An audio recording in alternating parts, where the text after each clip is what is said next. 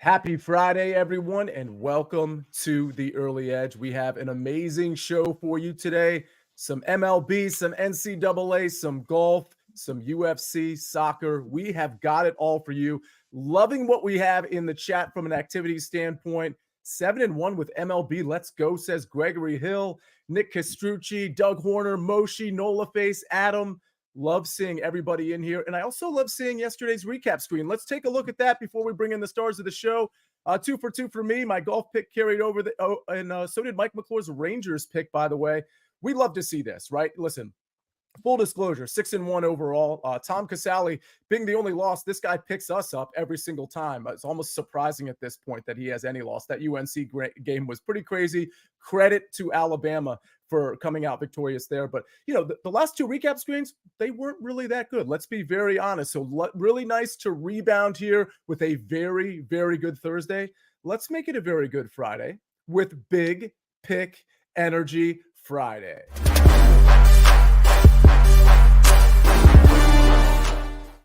Whoa! Whoa!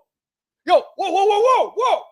What is going on here? There's so much going on here that, Chip, I can't even go to you first. First of all, Buckets is stealing Sniper's thing, and then Danny Brasco is stealing Mike McClure's thing. I don't even know who to go to first. Danny, I got to go to you. I was shocked that you pulled out the book. Are you channeling Mike McClure today? I definitely had to channel some M2, but my guy Buckets knows. See, I mentioned this a couple months ago. Shogun, my favorite book ever when you asked me, and it's the best thing on TV right now, guys. Read the book, watch the show. Buckets knows. It's fantastic. Buckets, your response. It's a good show. That's your response. Okay, Sniper, by the way, 2 for 2 for you to start off MLB season. Not that we're surprised, but that is such an awesome start. I got to think that's game 1 of 162 in the regular season. You got to be fired up right now. Absolutely. Yeah, I'm fired up. I'm not miserable, Matt, this year. I'm merry, Matt. Even when Bucket steals my thunder and tries to, infringe on my gimmick here going into the day, even that can't bring me down. So we're good to go. Japan pointing out something that I missed because I was so caught up in the copying of Sniper. Is that a top button, Buckets? So my goal in this show is to steal something from every single person. I've already got the Sniper. I got the Sia. Danny's super easy to something hit you with one of these. Chip's going to be the tricky one. I got to think about that still. Oh, that is interesting. Well, Buckets, we're going to go to you in just 1 second because we got to get a pick out there. We got to get a soccer pick. But listen, Chip, I got to be honest. I didn't make a double espresso today. I only made a single espresso. It was an accident. That's on me. I need a little pick me up or perhaps a chip me up before we get started. Good morning, see you. Good morning, Buckets. Good morning, Dad. Good morning, Harry. Good morning, Early Edge fam. Boy, if you think that you saw me on that CBS Sports HQ all night, was I on every single hour all night long? Maybe. Will I be back on? You know it. Do we have winners for you here on the last Sweet 16 day? Abso-freaking-lutely. Let's go. Man, you can find Chip everywhere, and everywhere you find him, he is going to raise the level.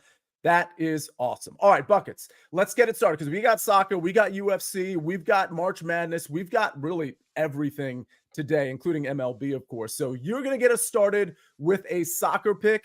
You've got the floor. See, we need to have a little conversation because over the last 2 weeks, I hit a streak where I hit 12 early edge plays in a row, 2 weeks of straight cashes. And then on Tuesday, I lost my first one. And I saw a few comments saying, Buckets, the problem with you is that you're so convincing and you're so passionate about your plays. Every time you give one, I put too many units on it. So I'm going to help alleviate all of us of that. And I'm going to give this take in the most boring, monotone way that I possibly can so that I don't trick anyone here. So let me see if I can do this, okay? Hello, everyone. My name is Buckets, and today we're going to be betting on the Portuguese Primeira Division in a fantastic matchup between Estrela Amadora taking on Sporting.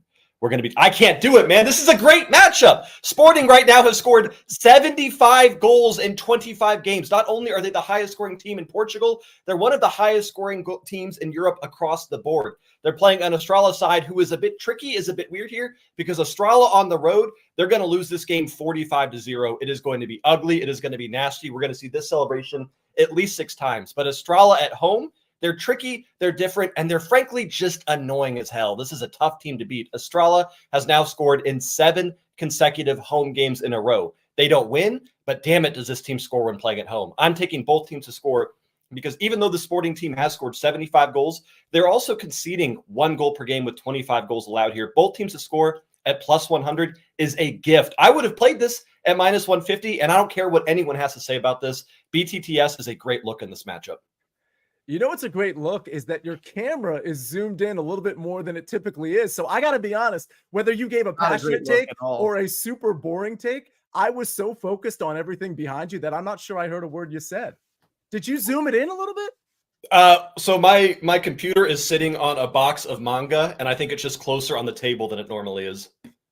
I love it. I think this is the right angle because I can see all of the gifts that the Early Edge chat has sent you. By the way, Early Edge chat, hit the like button if you haven't already. We've got some picks in there as well in the chat, which I love. Astros money line, says David Talk. And we've got a lot of other picks we'll get to. By the way, if you want to take this soccer pick, you can do it at BetMGM. New BetMGM customers, sign up today and get $1,500 in bonus bets. Just place your first wager of at least $10 and you'll receive up to $1,500 instantly if your bet loses with bonus code EDGE. That's bonus code EDGE. All right, ladies and gentlemen, we got to get to some March Madness. We got to get to some baseball, to some UFC, and we're going to do that right after this break. Last dance, I shall follow your lead. We're on a search for one of the greatest powers ever known. Let's fly.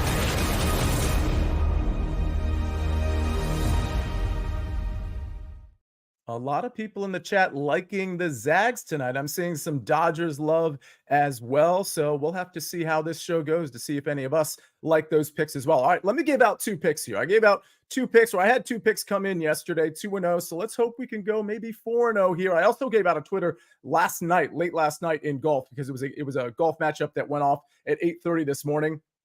Frankly, I have no idea where that matchup stands, so hopefully we're winning that one. But here are 2 official plays. One is in golf. It's a round 2 3-ball. Taylor Moore, who happens to be in the lead right now, plus 115 over Nick Hardy and Chez Reavie. Let me be very clear here. Taylor Moore was really good yesterday. He shared the lead, but that's not why I'm taking him. I'm really taking him. I do think he'll regress a little bit today. Ball striking was good, short game, all of that was good. But really what I'm doing here is fading Nick Hardy and Chez Reavie. What I really wanted to do was find a head-to-head matchup so I could isolate 2 players.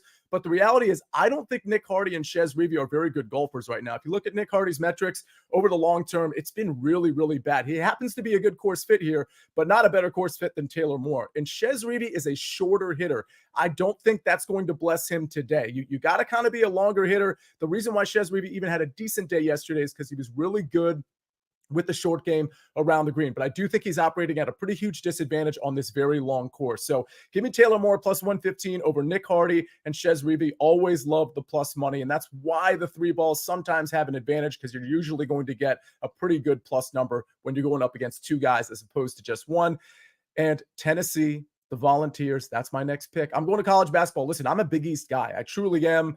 Hoyas fan, unfortunately. So we're typically at the bottom of the standings these days, but I love Creighton. Let me be very clear. I love Creighton. I love UConn. I love some of the teams that did make the tournament, like Providence and Seton Hall. But athletically, I don't think Creighton matches up with Tennessee. And I think the counter argument there is, well, Creighton, they've got a good inside-outside game. Kalkbrenner and all the guys on the outside that can stroke the 3, they are very, very good. They're very efficient, or at least they can be. And if they light it up from three-point land, it's going to be a problem, not just for Tennessee, but for any team that they play. But the reality is, I think Tennessee is too athletic for Creighton. I think they're going to get after them on defense. Obviously, Tennessee has stars of their own, but the long and short of it is Oregon really clamped down on Creighton in the second half last game when Oregon played Creighton, and Oregon probably should have won that game. I think we're going to see the same defensive intensity and efficiency that we saw from Oregon in the second half of that game with this Tennessee game. So I think Tennessee is going to eventually pull away. From an analytics standpoint, I think Creighton has the edge, but from an eye test standpoint, which is what I'm going with tonight,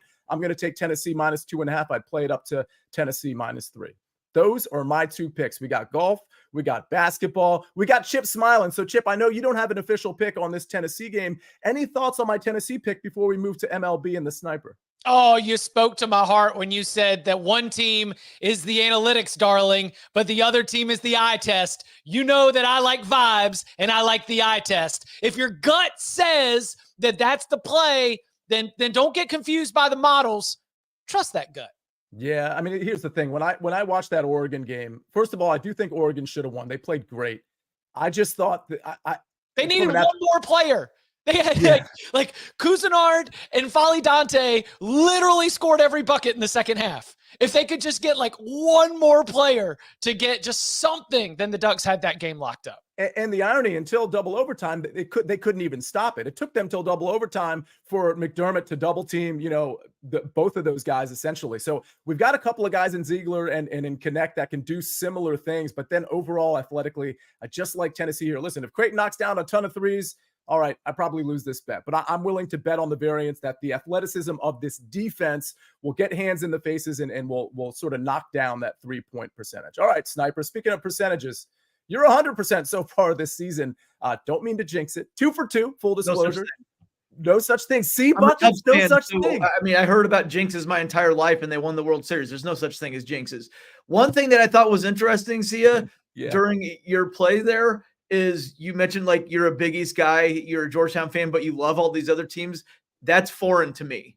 I'm an IU fan, so basically every other Big Ten team, I'm either indifferent, like Penn State basketball or Maryland football, or I hate them with the fire of 1,000 suns, and that's like at least half the team in every other sport. That's weird. How do you not hate every other team? Oh, no, I meant from a talent standpoint. Oh, okay. I meant I like these teams from a talent standpoint. And let's be really clear about Georgetown. They haven't been even remotely relevant for almost like 10 years now, unfortunately. Hopefully Cooley in the game. That probably does take the level of hatred down a little. Exactly. Yeah. You don't have the fire because you don't have anything to shoot. Okay.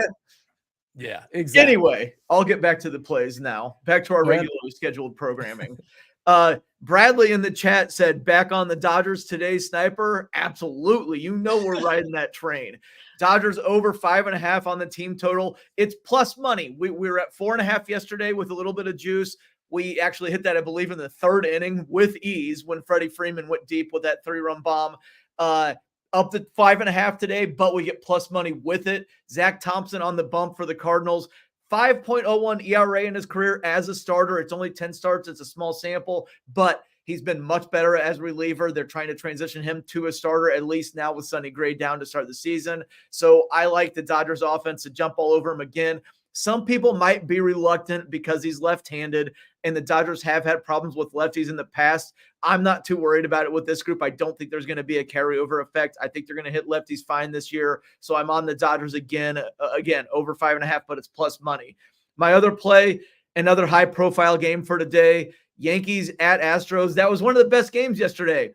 Everybody see Juan Soto throw out the would-be tying run in the 9th inning? Well, we're going to go to Juan Soto today on my favorite individual prop, 1.5 hits plus runs plus RBIs. I'm over that. He's hitting second in that lineup. Good RBI opportunities, as we saw, are possible there yesterday. He got the RBI single. That would get us home. He walked a couple times. We know that he's good at drawing walks. Well, when he does, he's got Aaron Judge, Giancarlo Stanton, Anthony Rizzo behind him in the lineup. A lot of opportunities to score runs. I love this one for Juan Soto today. Christian Javier on the bump for the Astros. Really, really struggled last year. Maybe he'll bounce back. We don't know that just yet. We do know he's right-handed. Juan Soto's left-handed. Juan Soto has great power to the opposite field, so he could hit a home run into that short porch and left into the Crawford boxes in Houston. Even if not, I like him over the 1.5 here. Again, on the Astros, they have Ryan Presley and Josh Hader at the end of the game, but a thin bullpen other than those guys. Brian Abreu out with a PED suspension. We saw the underbelly exposed yesterday, so really liking this Juan Soto play today. All right, I need everybody at home. Yeah, I was just going to say, Danny, you stole the words right out of my mouth with the clapping. I need everybody to look at buckets. I need everybody at home to, if you would, and I know some people will actually do this, which I actually love, stand up and just start clapping for Sniper. That was amazing and good news, everybody. We get that from Sniper and guys like Amags for the next 161 regular season games, and then we add the playoffs into it. Buckets, you're somehow interrupting this very special He's going to want to do a showdown again. Yeah, I'm raising my hand because absolutely Sniper called it for a couple of reasons, though. Not just because I want to showdown against Sniper, just because that's heritage. That's why. That's heritage right there, Sniper. That's absolutely. But the second reason we need to talk about is you might not believe in jinxes, but Sia has personally jinxed me at least 35 times on this show. So as soon as he said you haven't lost yet, I absolutely have to showdown, but specifically, I want to showdown on that Dodgers play because I don't want to fade a guy named Juan Soto. He sounds like he's absolutely incredible. Let me take the Dodgers on the showdown, though. I don't think, and tell you what, I don't think Dodgers are going to score more than 3 in this matchup. I'll ignore the run line and say it's under 3.5 runs for the Dodgers. Okay. We're in? Yes, absolutely. Harry, play the music. Okay. I don't. Does Harry know? Oh. I don't know. We don't have Jake today. I got you. It's gonna be a showdown. How dare you doubt anybody named Harry when I just talked about how I'm a Cubs fan and we're on the second day of the season. The great Harry Carey. Right. Of course, Harry was going to channel Harry Carey and get that one right. Harry Carey. Not only does Buckets not know Harry Carey, I'm not sure Buckets knows whether the Dodgers are from Brooklyn or LA. Buckets, you got a 50% chance here. What's the answer? I see if I got a coin around here somewhere I can flip. I know it's the LA Dodgers. I got you that. There we go. All right. Okay. Speaking of baseball props, by the way, Mark Buckholtz, if you don't follow him on Twitter, give him a follow. Mark, drop your Twitter handle in there. He's been doing some MLB stuff, and he was really good yesterday. So he's got 2 more MLB player props that he's put in the chat. Big Cheesy likes Altuve over 1.5. Total bases, a hammer play for him, it looks like. And Danny, my hammer play is, I've kept you silent too long. My hammer play is getting you back talking on this show. But before you do that, one quick message from our partners. The best couch potatoes come from Pluto TV country. And these taters, they like all sorts of different things. Survivor Channel, Ink Master Channel. If it's got a spaceship in it, I'm probably watching it. 3 channels dedicated to CSI. Whatever mood you're in, it's going to be easy watching. We are back on the early edge. Danny Brasco, we have some UFC fights. We've got some, what's interesting about your picks is you've got some different ways to play different picks, which I'm sure you'll explain. Talk to us about some fighting action. Let's go. UFC Fight Night in Atlantic City. By the way, happy to have Sniper back with the baseball plays. Juan Soto, play at the plate, electric. Gunnery Sergeant reporting for duty. Had to get that in there. My Yankees start the season the right way. In any case, on to fighting. And we got an exciting card in Atlantic City. A good fight night here. Starting with the main event. Erin Blanchfield's taking on Manon Fiorot in the main event. I love me some Erin Blanchfield Amedov. I've added the Amedov to her last name because she wrestles like she's from Dagestan. This girl is going to get Fiorot to the ground, and she's going to get her takedowns off. I just don't see the big French kickboxer who has plenty of skill able to defend takedowns for 25 minutes. This is a 5-rounder. So eventually, I think Blanchfield's going to get her to the ground, maybe submit her, or probably win by decision, keeping that control. So I'm going to put 2 units, twice my normal size bet, on Blanchfield to win by submission or decision. That's under double chance props. However, we have seen when grapplers are in front of their home crowd, Blanchfield is a Jersey girl. This is in Atlantic City. They awake the savage in them. They want to go for the highlight knockout. And maybe Fiorot gets stuck in top mountain or a bad position where she can't get out of. And maybe Blanchfield ground and pounds a KO TKO win. So I'm going to put half a unit, 0.33 unit, so my exact math, on the plus 800 KO. That way we're going to profit no matter what. If Blanchfield wins. If she loses, well, we're out of luck. But that's the way I like playing that. So those are 2 separate props you can play Blanchfield in. Okay, next fight. I'm going with an underdog, and it might not be a popular one, but I think his opponent is a fraud check candidate. So I'm going with Cedricus Dumas at plus 200. He's facing a guy named Nursultan Ruziboev. See, I want you to say that at the end of the show. Oh, no. And Ruziboev just made his UFC debut, but he's 33, 8-2. Kind of fishy for a guy coming to the UFC with such a big record. I look back at that record. Almost every opponent he faced had less experience than him and less fights logged. Now, he had a great result in the last one, but the line ballooned, and maybe it's creating a bit of hype on him and perception that isn't warranted. We see that all the time in the UFC. This big knockout win, and the line gets inflated. So I'm not quite buying the hype. I know Dumas has been working hard on his wrestling, and I've seen Ruziboev gas out in later rounds on the tape that I've watched. So I'm going to bet that Dumas can sustain the first round, hang in there, and maybe take over in the later rounds of this fight. It's plus 200 price tag. I like it. And finally, one of my favorite fighters in the UFC, an unranked guy that maybe is not jumping off the page to people, but I love him. It's Bill Algeo, and I'm taking a win by decision at plus 125. He's taking on Kyle Nelson. Guys, this is a fighter's fight. These 2 guys are absolute warriors, tough guys. but Algio's just a gangster, man. I think he's more skilled than Kyle Nelson. Nelson likes to move forward with that high guard, and he's very tough and durable. But Algio, I think, will find those straight punches at range. He snaps them off from odd angles, keeping his hands low, and he's got plenty of grappling skills. So I do think between two tough guys, this is likely to go all the way to the judges' scorecards, and Algio will just be doing a little bit more, stay busier, and land the cleaner punches. So give me Bill Algio by decision. And there's 3 fight night picks for you, Sia, in UFC Atlantic City this Saturday. That was amazing, by the way. And Fat Stacks loves some of the terminology. Listen, you break out new and different, and maybe recycle some old stuff too, because it's so good. But Fat Stack says, haha, fraud check candidate. I'm going to have to steal that one from Brasco. You had my attention there as well. Parker Moon says Astros first 5. A-Mags is in the chat. You'll see him on this show very soon. Very, very exciting stuff from the chat. All right. Hopefully I'll get those pronunciations right. By the way, when you said Aaron Blanchfield, Brasco, this predates you, but all I could think about was the Golden Girls and Blanche from the Golden Girls and Dorothy and Sophia and Rose. If you're old enough to have a favorite Golden Girl, put the name of that favorite Golden Girl in the chat. My favorite on this show right now, in this moment at 10:21 Eastern Standard Time, is Chip Patterson, because Chip Patterson has 2, not 1, but 2 Sweet 16 plays for us tonight. Chip, the floor is yours, my friend.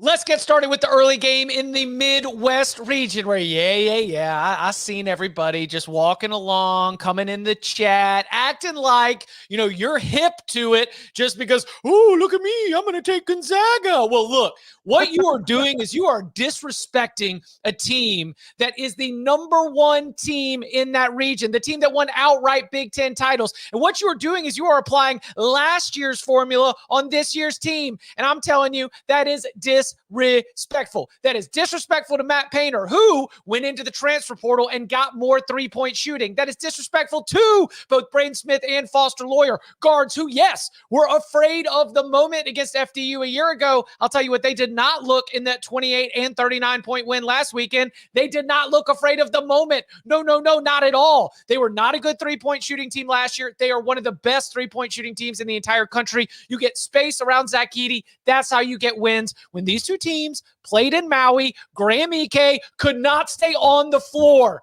Foul trouble is going to be a problem for the Zags. I like Purdue to win this game by at least 2 possessions. Okay, now we're going to go into the nightcap, bopping up to the South region, where I know it's Dallas, and I know Houston's going to have a lot of fans. I mean, they're kind of getting used to this, right? 5 straight Sweet 16s, trying to get to the Elite 8 for the 3rd time in 4 years. But what we saw from Jared McCain is absolutely bananas. I think Jared McCain is the best catch and shoot 3-point shooter in this tournament that's left. Him and Tyrese Proctor are going to create real problems for this Houston defense, because Houston's defense is very aggressive. Sometimes they overcommit to one side. And what does that do? That leaves space on the other side. Open looks for a Tyrese Proctor, open looks for Jared McCain. I think Duke is live to win this game. And so I love to be able to get 4.5. So give me Duke plus 4.5 in the night game. Give me Purdue -5 in the early game. All right. A lot of reaction there. You know what's funny, Chip? I don't know what to do with the Gonzaga-Purdue game, which is why personally it just so happens I laid off of that one. But you are right. And I like Gonzaga. I like St. Mary's too coming down the stretch. Those two teams really came into form, in my opinion. But it does seem like Gonzaga is sort of like the trendy pick, like the I know ball pick, right? Yeah, without a doubt. And also you're jumping on the other side of Purdue.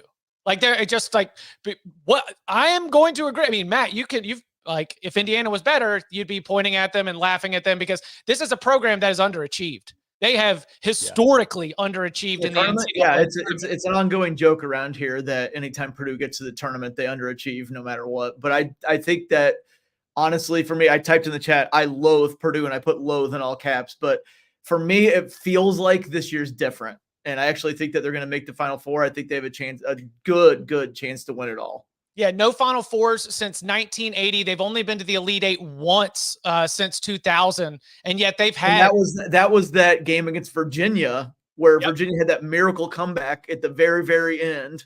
Yeah, I mean, and look, and they always have something go wrong, but I kind of feel like this is the time it's not going to.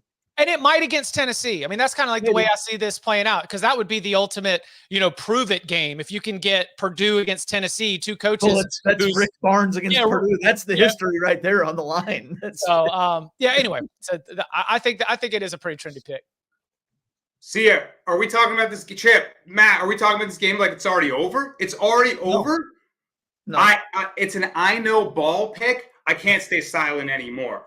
I like all the points you made, Chip. But Ike versus Edie is the matchup, and whoever gets in foul trouble first puts their team in deep danger. I don't think there's a world, or I think there's absolutely a world, where Edie is the first one in foul trouble. You go through him, and Purdue is in trouble. All the inside, outside. They don't call anything on Edie. They never call anything on Edie. Yeah, I'm telling you. that's all It the drives call. me crazy.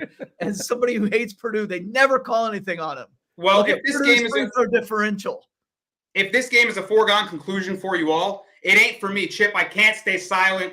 Harry, let's do it, Chip. If you accept, I'd like to showdown this. I'm taking Zaga plus 5.5. I don't know that Chip does showdowns. No?